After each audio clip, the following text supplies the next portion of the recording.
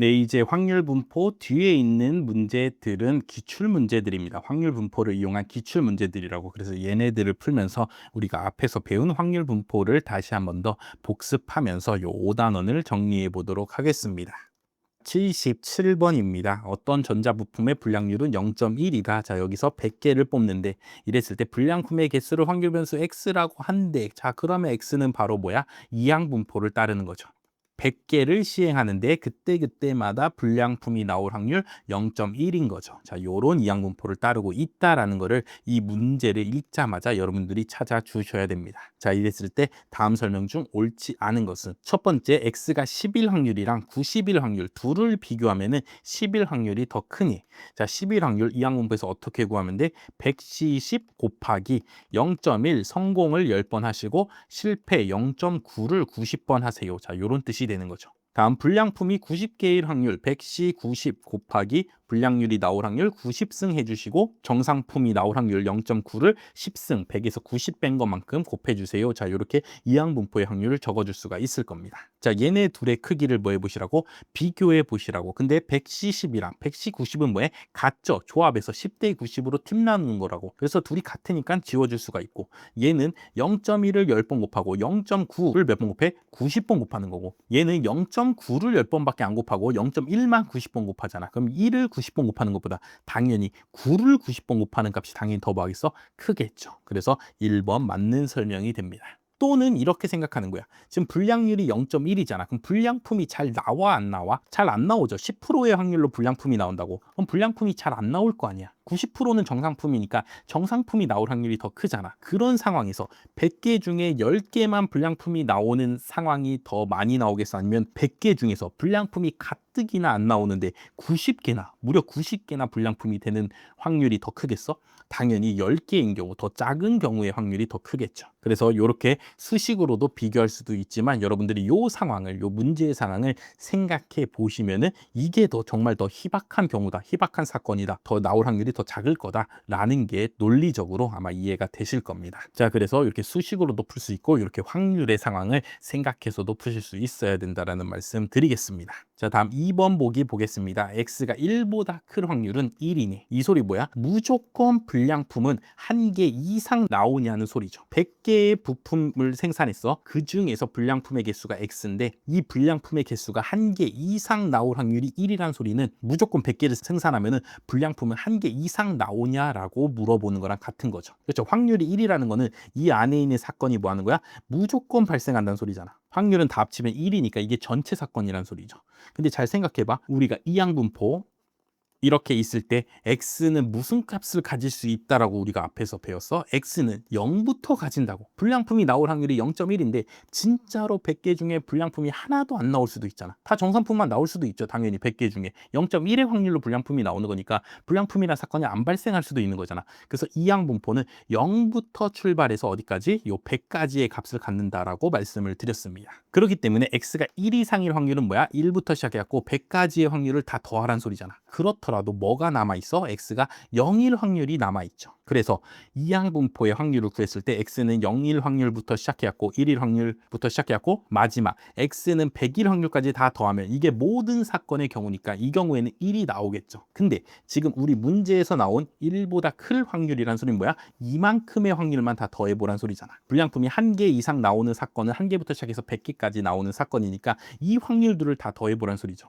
근데 여전히 뭐해? 0일 확률이 얼마큼 조금이라도 남아있으니까 얘네끼리 다 더한 값은 이렇게 1부터 시작해갖고 100까지 다 더한 값은 1보다는 뭐 하겠어? 작겠죠. 1에서 요 값을 뺀 값만큼만 나올 거 아니야. 그래서 이렇게 다 더한 경우는 1은 아니다. 1보다 작은 값이 나올 거다라는 소리죠. 그래서 옳지 않은 것은 2번. 자, 이렇게 찍어주시면 되겠습니다. 그래서 이항 분포는 몇부터 갖는다? 0부터 갖는다라는 거. 아예 안 발생할 수도 있다라는 거 꼭 반드시 잘 기억을 해주시기를 바라겠습니다. 다음 3번 x의 기대값 구해보래. x가 지금 뭘 따른다고? 이항분포 100, 0.1을 따른다라고 했죠. 기대값 둘이 곱해서 구하는 거니까 몇이야? 10이죠. 그래서 3번 맞고. 다음 x의 표준편차 구하래. 그럼 우리가 뭐부터 구하면 돼? 분산부터 구하면 되는데 분산 어떻게 구해? 100 곱하기 0.1 곱하기 0.9로 구하면 되죠. 그럼 10에다가 0.9 곱한 거니까 9가 될 거고 우리가 이제 표준편차 구할 거야. 표준편차는 여기다 뭐 하면 돼?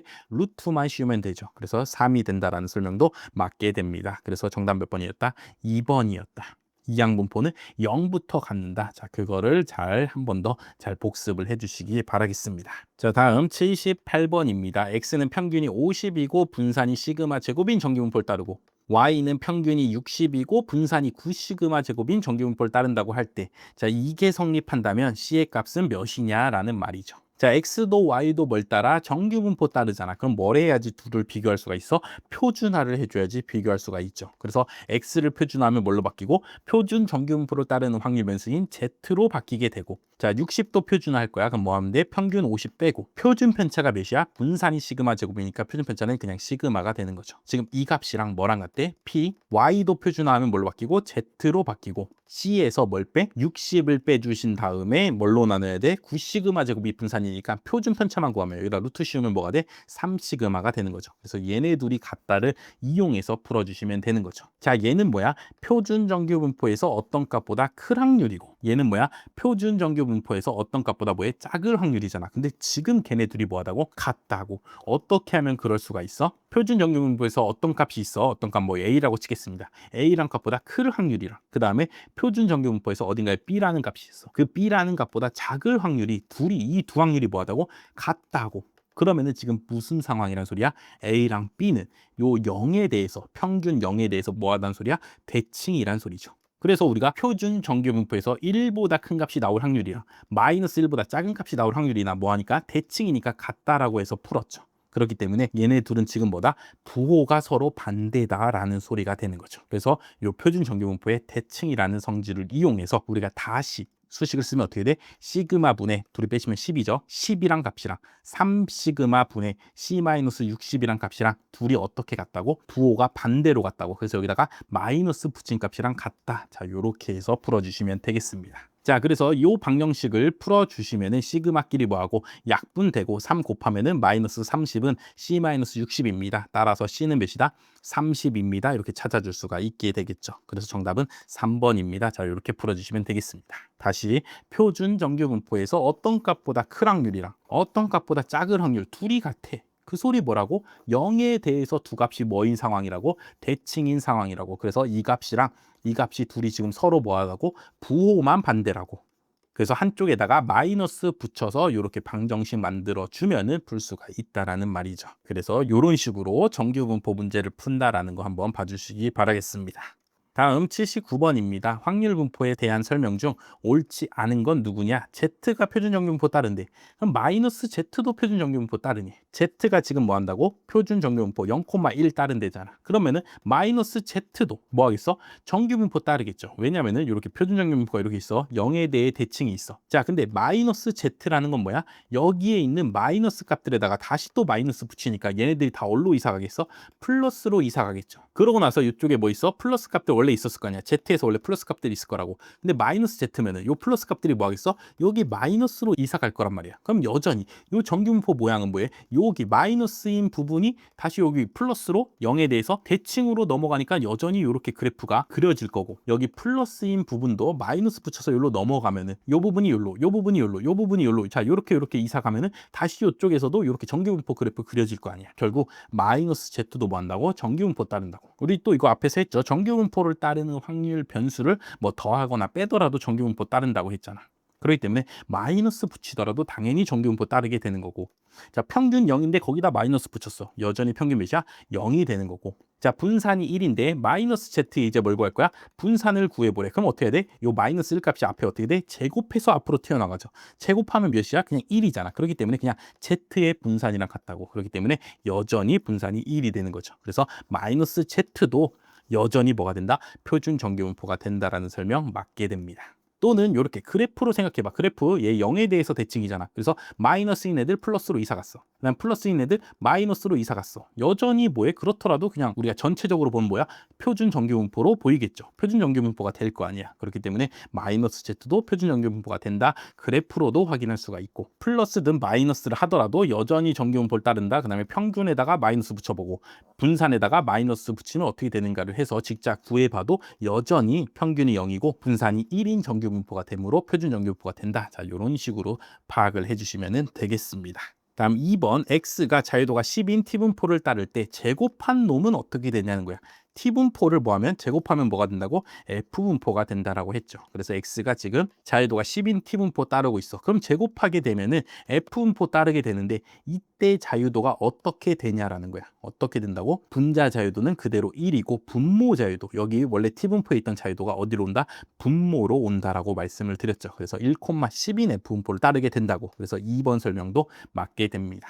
또는 이렇게 생각해 주시면 되죠. T분포 어떻게 만들어지는 거야? Z 나누기 루트 카이 제곱인데 얘의 자유도로 또 나눠줘야 된다고. 그래서 T분포의 자유도가 10이면은 여기 밑에 있는 카이 제곱 분포의 자유도가 몇이었단 소리야? 10이었단 소리죠. 그래서 이렇게 생겼었다고. 근데 T분포를 지금 뭐 할 거라고? 제곱할 거야. 그럼 어떻게 돼? Z 제곱분의, 제곱하면 루트가 사라질 거 아니야? 그래서 카이 제곱 나누기 10 이렇게 될 거죠. Z 제곱이 뭐라고? 자유도가 1인 카이 제곱 분포라고 했죠. 그렇기 때문에 여기 1로 나눠져 있다라고 생각할 수 있잖아. 그럼 뭐 하는 거야? 카이 제곱 분포 나누기 카이 제곱 분포잖아. 그럼 이게 뭐가 돼? F 분포가 되는 거죠. 그래서 그때 자유도 1 그대로 오시고 분모 자유도 10 그대로 이렇게 적어주시면 된다라고 말씀을 드렸습니다. 이렇게 해서 분포의 정의에 의해서 이렇게 해석을 해주셔도 되고, 그냥 T분포 제곱하면 F분포지, 그리고 자유도는 분모로 간다, 그냥 요 사실을 기억해 주시면 하도 풀다 보면 암기가 되겠죠. 그러면 바로 빠르게 요 2번이 맞다라는 거를 판단해 주실 수 있을 겁니다. 3번 x가 이항분포 10,p를 따를 때 10-x도 이항분포 10,p를 따르니. 자, 이거는 무슨 말이야? 10번 시행하는데 그 중에서 성공 횟수를 뭐라 하면, x라고 하면 한 번 할 때마다 성공할 확률이 뭐란 소리야? p라는 소리죠. 자, 그럼 이랬을 때 10-x는 무슨 의미입니까? 10번 중에서 성공한 횟수를 뭐해? 빼주래잖아. 그럼 결국 10-x라는 건 뭐가 돼? 실패 횟수가 되죠. 10개 중에서 성공한 횟수 빼래매, 그럼 실패 횟수가 되는 거 아니야. 그럼 여전히 실패를 세더라도 몇 번 시행해야 돼? 10번 시행해야 되는 건 똑같죠. 그래서 n이 10이 되는 건 똑같다고. 그럼 한 번 할 때마다 이제 확률을 적어야 되는데 무슨 확률을 적어야 돼? 실패 확률을 적어줘야죠. 왜냐면 10-x가 뭐라고? 실패 횟수라고. 그렇기 때문에 확률도 뭘 적어줘야 되는 거야? 실패 확률을 적어줘야죠. 그렇기 때문에 여기에 p는 뭘 적어줘야 돼? 1-p를 적어줘야죠. 10-x도 실패 횟수도 어쨌든 횟수니까 이항분포를 따르게 되는데 10번 시행하는 건 그대로. 오케이, 똑같은 거 알겠어. 근데 여기다 확률을 적을 때 뭘 적어줘야 된다고? 실패 확률을 적어주셔야 된다고. 그래서 여기다 뭘 적어야 돼? 1-p를 적어줘야 된다라는 거죠. 근데 지금 여전히 그냥 p가 적혀 있기 때문에 3번이 틀린 설명이 되는 겁니다. 그래서 이렇게 여러분들이 좀 생각을 해주시면 된다. x가 성공이야. 그래서 이런 이항분포 따르고 있어. 그럼 10-x는 뭐야? 실패라는 의미다. 그러면 실패는 무슨 분포 따를까? 실패도 당연히 횟수니까 이항분포 따르는 거 오케이, 알겠어. 그 다음에 시행도 당연히 성공 몇 번 하는지 10번에서 셌으니까 실패도 당연히 10번에서 세는 거 오케이, 여기까지도 맞아. 근데 어디가 틀렸다? 여기 확률 부분이 틀렸다. 여기 지금 성공 확률이 P로 적혀 있으니까 여기에는 뭐가 적혀 있어야 된다? 실패 확률이 적혀 있어야 된다. 그래서 누가 적혀 있어야 된다? 1-P가 적혀 있어 줘야 된다라는 말이죠. 그래서 3번이 틀렸다를 찾아주시면 되겠습니다. 다음 4번, x1과 x2가 성공의 확률이 p인 베르누이 분포를 따른대. 자, 그랬을 때 둘이 더한 놈은 베르누이 분포를 여러 번 시행해, 더해. 그럼 뭘 따라? 이항분포 따르게 되는 거 맞죠? 그럼 총 시행을 몇 번 하는 거야? 한 번 베르누이 시행인데 걔네들을 2번 하니까 2번 시행합니다. 맞게 되고 한 번마다의 성공할 확률이 지금 몇이라고? p라고. 그래서 2,p인 이항분포를 따르게 된다는 설명 맞게 됩니다. 그래서 베르누이 분포를 뭐 하면은 더하면 그게 뭐가 된다? 이항분포가 된다라는 거 잘 기억을 해주시기 바라겠습니다. 자, 그래서 이렇게까지 해서 5단원 확률 분포를 마쳤고 정리하고 강의 마치도록 하겠습니다. 네, 이렇게 해서 5단원 확률 분포 모든 내용을 다 배웠습니다. 그래서 확률 분포 한번 정리하고 맞춰보도록 하겠습니다. 일단 확률 분포 어떻다고? 매우 어려운 단원이다. 다양한 확률 분포들이 나오고 거기에 또 수학적인 내용들이 더해지다 보니까 어려운 부분 맞고 절대로 한 번만에 할 수는 없다. 앞으로 다른 단원에서 또 이 확률 분포들이 쓰이는 걸 보고 그 다음에 또 계속 문제도 풀고 뭐 자주 보다 보면은 나중에 익숙해지게 되는데 그때까지 좀 시간을 두시고 여유 있게 좀 공부를 해주셔야 된다. 한 번만에 절대 되는 부분이 아니다라는 말씀, 요 강의 확률 분포 단원 시작하기 전에 제가 말씀을 드렸습니다. 자, 그래서 확률 분포는 x가 무슨 값을 갖는가, 그리고 그 값이 나올 확률이 무엇인가를 나타낸 뭐 표나 그래프인데 그 중에서 특수한 놈들이 있다고. 그래서 이 특수한 경우들이 다른 사회 현상을 분석할 때 또 계속해서 반복해서 나오다 보니까 그 확률 분포들을 가져다가 확률을 구하고 뭐 활용하는 데 쓰인다라고 말씀을 드렸죠. 그래서 우리가 특수한 확률 분포들 중에서 기억해야 되는 놈들이 있는데 크게 보면은 뭐랑 뭐가 있어? 이산형 확률 분포랑 연속형 확률 분포로 나눌 수가 있다. 자, 그래서 이산형부터 먼저 살펴보면은 뭘 배웠어? 우리가 첫 번째로 베르누이 분포를 배웠고, 그 다음에 이항 분포를 배웠다. 그 다음에 포화송 분포를 배웠죠. 베르누이 분포는 뭐야? 성공하면 1, 실패하면 0인 거죠. 그래서 x가 1 아니면 0의 값을 갖는 거고, 이항 분포에서는 x가 뭐야? 총 n번의 시행 중에서 성공하는 횟수였다고. 그 다음 포화송 분포에서는 평균 람다번 발생하는 사건에서 사건의 발생 횟수가 x가 되는 거였죠. 그래서 베르누이 분포는 요렇게 P를 못으로 갖는다. 1이 나올 때 그 성공 확률 P가 중요하기 때문에 P를 못으로 갖게 되는 거고, 이항 분포는 몇 번 시행하냐는 N이랑 그 한 번 한 번 할 때 성공 확률 P를 못으로 갖게 된다라고 말씀을 드렸습니다. 그리고 베르누이 분포를 다르게 해석하면은 이항 분포를 한 번 했다라고 해석할 수가 있기 때문에 요렇게도 쓸 수가 있습니다. 다음 포화송 분포는 평균적으로 발생하는 그 사건의 횟수가 중요하기 때문에 그 람다를 뭐 한다고? 못으로 갖게 된다고. 그래서 요렇게 못으로 갖는다라고 말씀을 드렸고, 그때그때마다 우리가 뭘 구할 수 있어? 확률을 구할 수가 있죠. 그래서 베르누이 분포는 그냥 1이 나올 확률, x가 1이 나올 확률이 뭐야? p인 거고, x가 0이 나올 확률이 뭐가 되는 거야? 1-p가 되는 거죠. 이항 분포는 x가 x번 성공할 확률을 어떻게 구해? ncx 곱하기 p의 x승 곱하기 1-p의 n-x승, 자 요렇게 구할 수 있다라고 말씀드렸고, 포화송 분포에서 발생 횟수가 x번일 확률은 x 팩토리얼 분의 2의 마이너스 람다승 곱하기 람다 x승으로 구할 수 있다라고 말씀을 드렸습니다. 자, 그래서 x가 무슨 값 갖는지도 알고 확률도 알았으니까 우리가 뭘 구할 수 있어? 평균과 분산을 구할 수가 있죠. 베르누이 분포에서는 평균이 p, 분산이 p 곱하기 1-p였고, 이항 분포는 뭐 하는 거야? 베르누이 분포를 n번 하는 거라고. 그래서 여기 각 값에서 n을 곱해서 평균이 np, 분산이 np 곱하기 1-p가 되는 거고, 포화송 분포는 정말 특이하게 뭐랑 뭐가 같다? 평균과 분산이 람다로 같다라고 말씀을 드렸습니다. 자, 그 다음에 각각의 분포의 기타 성질들 배웠는데, 이항 분포는 값업성이 성립한다. x도 이항 분포 따르고 y도 이항 분포 따르는데 둘의 성공 확률이 동일하면은 둘이 더한 놈도 뭐 한다고? 이항 분포 따르게 된다고. 성공 확률이 P고, 그다음에 시행 횟수는 그냥 둘이 더해 주시면 되고, 포화성 분포도 값업성이 성립한다. x가 포화성 분포 람다 1 따르고 y가 포화성 분포 람다 2를 따르는데, 얘네 둘이 뭐면은 독립이면은 둘이 더한 놈도 뭐 한다고? 포화성 분포 따르게 된다라고 했죠. 그다음에 평균 발생 횟수는 그냥 둘이 더해 주시면 된다고. 그다음에 포화성 분포는 그 외에도 뭐 비례성이라든가 단위 시간에 비례해서 평균이 바뀌게 된다라고 말씀드렸죠. 그다음에 정상성, 언제 시작하는지가 상관이 없다고. 9시부터 10시까지 1시간이든 9시 반부터 10시 반까지 1시간이든 어쨌든 평균 그 발생하는 횟수는 변하지 않는다라고 말씀을 드렸습니다. 자, 요렇게 해서 우리가 이산형 확률 분포에 대해서 배웠고, 자, 다음으로 연속형 확률 분포들을 배웠습니다. 연속형 확률 분포에서 우선 뭘 배웠어? 균일 분포랑 지수 분포를 배웠다고. 균일 분포는 뭐야? A에서 B까지 구간에서 X가 나올 확률이 다 동일한 경우죠. 그래서 요렇게 해서 수평선으로 확률 밀도 함수가 생겼다라고 말씀을 드렸습니다. 그래서 균일 분포에서 중요한 건 뭐야? 요 구간이라고. 어느 구간에서 어느 구간까지 값을 갖느냐가 제일 중요하다고. 그래서 균일 분포는 뭘 못으로 가죠? 요 구간을 못으로 갖는다라고 설명을 드렸습니다. 그 다음에 확률 어떻게 구해? 여기 넓이 적분해서 구하면 되는데, 어차피 균일 분포는 뭐니까? 수평선이니까 얘가 그냥 뭐야? 사각형이죠. 그래서 사각형의 넓이를 구하면은 확률을 구할 수 있다라고 말씀을 드렸고, 균일 분포의 평균은 뭐다? 2분의 a 더하기 b, 요 구간의 가운데가 평균이다. 분산은 좀 외워주셔야 되는데, 분산은 12분의 b-a의 제곱 12분의 구간 길이의 제곱으로 구한다라는 거 기억을 해주시기 바라겠습니다. 자, 다음으로 지수 분포 뭐야? 평균 람다번 발생하는 사건에서 처음으로 사건이 발생할 때까지 걸리는 뭐라고? 시간이라고. 그래서 시간이 x인 경우 뭐가 된다? 지수 분포를 따르게 된다라고 말씀을 드렸습니다. 그래서 지수 분포도 결국 뭐가 중요해? 요 평균 람다번이 중요하죠. 그래서 람다를 뭘로 가죠? 못으로 갖게 됩니다. 자, 그 다음에 확률 밀도 함수 어떻게 생겼어? 람다 곱하기 2의 마이너스 람다 x승으로 생겼죠. 그래서 얘를 이용해서 우리가 뭐 해야 돼? 구간의 확률 구하려면 결국 뭐 해줘야 된다고? 지수 함수의 적분을 해줘야 된다라고 해서 우리가 지수 분포 배울 때 지수 함수의 적분하는 법도 설명을 드렸습니다. 지수 분포는 특이하게 뭐랑 뭐가 같아? 평균이 뭐고?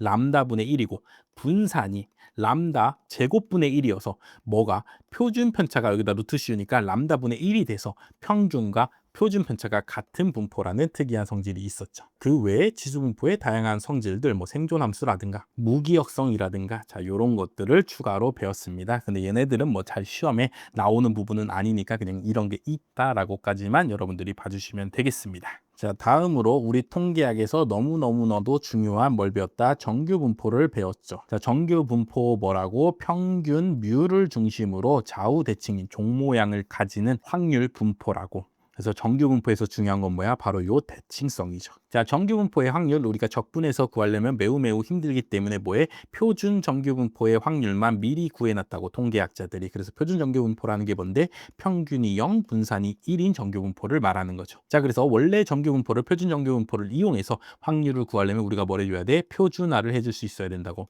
그래서 표준화 어떻게 돼? x에서 뮤를 뺀 다음에 시그마로 나눠주시면 된다. 그래서 얘를 z값이라고도 부른다라는 것도 설명을 드렸습니다. 그래서 표준화를 한 다음에 표준 정규 분포를 그려서 여기서 내가 원하는 확률 값들을 잘 찾아서 구해주시면 된다라고 말씀을 드렸습니다. 자, 그 다음에 정규 분포의 성질 중에 뭐가 있어? 얘도 값업성이 성립하더라. x도 정규 분포 따르고 y도 정규 분포 따르는데 둘이 독립이야. 그럼 둘이 더하거나 뺀 놈도 뭘 따른다고? 정규 분포 따르게 된다라는 값업성이 있다라고 설명을 드렸죠. 자, 그 다음에 또 뭘 배웠어? 백분위수를 여기서 설명을 드렸습니다. 그래서 Z알파 어떻게 해석하라고? 표준 정규 분포에서 Z알파란 값이 있다. 얘는 뭐다? 이 값보다 큰 값이 나올 확률이 알파가 되는 값이다. 자, 요렇게 그래프로, 그림으로 기억해 주셔라 라는 말씀을 드렸습니다. 자, 다음으로 정규 분포에 의해서 만들어지는 분포들, 카이제곱 분포, T 분포, F 분포에 대해서 배웠습니다. 자, 얘네 세 개의 특징은 뭐야? 모수로 누굴 가져? 자유도를 갖죠. 카이제곱 분포는 어떻게 만드는데? 표준 정규 분포를 제곱해서 그 더한 만큼이 자유도가 된다고. 그래서 x가 자유도 n인 카이제곱 분포를 따릅니다. 자, 요렇게 쓸 수가 있고, 카이제곱 분포는 어떻게 생겼어? 요렇게 생겼다고. 오른쪽으로 긴 꼬리를 가지는 분포로 생겼다. 그리고 자유도가 뭐 하면 뭐 할수록 커지면 커질수록 얘가 점점 좌우대칭이 되려고 한다. 정규 분포처럼 좌우대칭이 되려는 성질이 있다라는 거 말씀을 드렸습니다.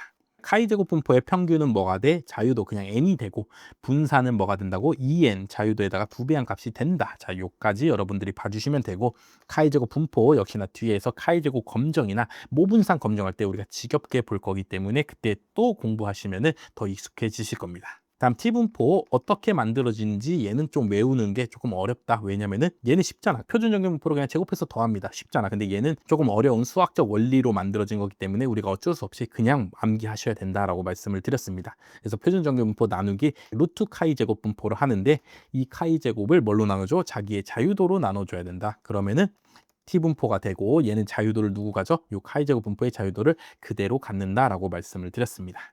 자, T분포는 중요한 게 뭐야? 누구랑 비교해 줘야 돼? 표준 정규 분포랑 비교해서 기억을 해줘야죠. 표준 정규 분포가 이렇게 생겼을 때 T분포도 똑같이 뭐야? 평균 0에 대해서 대칭이라고. 근데 대신에 뭐해? 분산이 1보다 커서 좀 더 양 끝단의 값이 나올 확률이 더 크기 때문에 요렇게 조금 이렇게 뭉툭하게 T분포를 그려주시면 된다. 자, 그 다음에 얘네 둘이 비교해 보라는 문제가 나오더라. 그리고 T분포는 좌우대칭이니까 T분포도 요 좌우대칭이라는 성질을 이용해서 확률을 구하는 문제들이 출제가 됩니다. 그래서 요 정도 T분포 봐주시면 되고, T분포도 역시나 뒤에 가서 모평균 추론할 때 그때 또 계속 사용되기 때문에 그때 또 봐주시면 되겠습니다. 자, 다음으로 F분포가 있는데, F분포 어떻게 만들어진다고? 카이제곱 분포 나누기 카이제곱 분포. 근데 또 걔네들을 뭐해? 걔네들의 자유도로 나눠줘야죠. 자, 이랬을 때 F분포가 되고, F분포는 요 위에 있는 부분이 분자 자유도, 요 밑에 있는 부분이 분모 자유도가 돼서 자유도 몇 개를? 2개를 모수로 가지는 분포다. 자, F분포도 어떻게 생겼냐? 오른쪽으로 긴 꼬리를 가지는 분포. 자, 요렇게 생겼습니다. 그리고 나서 F분포의 평균과 분산은 복잡하기 때문에 우리 시험에 나오지 않고 뭐가 시험에 나온다? F분포의 역수도 뭘 따라? F분포를 따르게 되고, 그때는 어떻게 돼? 요 두 자유도가 뭐한다? 바뀌게 된다라고 설명을 드렸죠. 그래서 요 성질이 F분포에서는 중요하다라고 말씀을 드렸습니다. 네, 그래서 이렇게 해서 이산형 3개, 베르누이, 이항분포, 포화송 분포를 배웠고, 연속형은 6개, 균일분포, 지수분포, 정규분포, 카이제곱 분포, T분포, F분포를 배웠습니다. 그래서 얘네들 각각의 뭐 확률 함수라든가 성질들 여러분들이 계속 반복해서 공부하시다 보면은 나중에 자연스럽게 외워지고 쓸 수가 있을 겁니다. 자, 여기까지 배우고 그 외 확률 분포와 관련된 정리들, 통계학에서 너무너무나도 중요한 정리보다 중심극한 정리다. 중심극한 정리라는 게 뭐야? 모집단에 대한 정보가 없어. 모집단이 무슨 분포인지 몰라. 근데 n이 충분히 크다면은 표본 평균이 뭘 따른다? 정규 분포를 따르게 된다라는 거죠. 그래서 표본 평균을 이제 우리가 분석할 수가 있게 된 겁니다. 중심극한 정리 덕분에. 그래서 표본 평균에 대한 분포가 뭐냐를 알려주는 정리가 중심극한 정리다라는 걸 기억해 주시면 되겠고, 그 외 이항분포에서 n이 엄청나게 커지면은 이항분포가 결국 뭐가 된다? 정규분포가 된다. 그래서 이항분포 이산형이지만 정규분포라고 생각해서 연속형으로 확률을 구할 수가 있다라는 말씀 드렸습니다. 그리고 체비셰프 부등식을 배웠고, 체비셰프 부등식 자체는 외울 필요가 없다. 어차피 우리 시험에서 알려준다. 그래서 적절한 값을 넣어서 확률의 하한값, 확률의 최소값, 최대값 그런 것들을 찾는데 쓴다. 그 정도만 알아주시면 되겠습니다. 그러고 나서 이 확률 분포에서 너무너무 어려운, 그래서 7급에서만 나오는 개념인 순서 통계량에 대해서까지 배웠습니다. 그래서 이 부분 당연히 한 번에 하는 거 당연히 어렵다. 그렇기 때문에 여러분들이 계속 반복을 해주시고, 그 다음에 기출문제 풀면서 또 여기 있는 부분들 풀다 보면은 어느 순간에 내가 원래 지수분포 절대 안 외워지고 뭔 소린지도 몰랐는데 어느 순간에 딱 깨닫게 되는 순간이 올 거라고. 그래서 넓은 관점, 더 멀리 보는 관점을 가지고 요 단원을 바라봐 주시면 되겠습니다. 자, 이렇게 5단원을 마쳤고 이제 다시 6단원부터는 여러분들이 그래도 충분히 이해가 되고 쉬워지는 내용들입니다. 그래서 요 5단원이 정말 우리 통계학 공부할 때 가장 어려운 고비니까 이 부분이 진짜 어려웠다. 그렇기 때문에 이 부분 공부하시면서 너무 절망하시지 말고, 여기는 원래 어렵다. 그렇기 때문에 누구나 어려워한다. 라는 생각으로, 나만 어려운 게 아니다. 라는 생각으로 잘 이겨내시고 계속해서 반복하다 보면은 언젠가는 된다. 라는 그런 긍정적인 생각으로 여기 부분을 잘 정리를 해주시고 이제 이어서 6단원부터 시작해 보도록 하겠습니다. 그래서 5단원 들어주시느라고 정말 고생하셨다는 말씀 한 번 더 드리면서 강의 마치도록 하겠습니다.